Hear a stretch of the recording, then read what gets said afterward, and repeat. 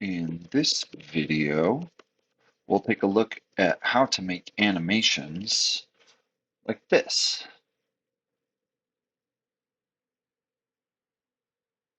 So you can see here on the right, I've got 3 different steps that determine what this shape will do.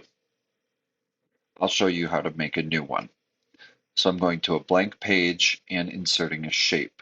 You can do this for images, text, other objects as well.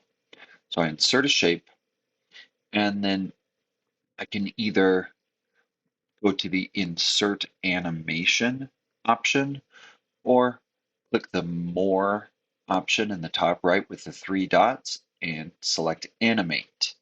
So you have some slide transition options that you should play with, but the object animations will only affect this selected object, this arrow.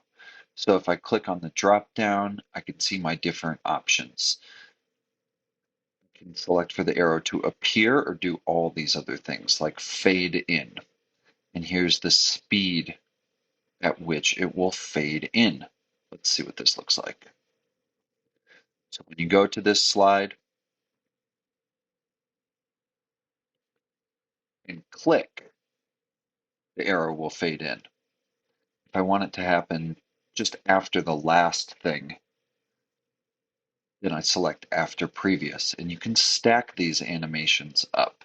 So after it fades in, let's make it zoom in. I'll hit play to see what that looks like. It looks like it was coming towards us. So if you had a car or something that you wanted to make it look like it was coming towards the viewer, zoom in might be a good option.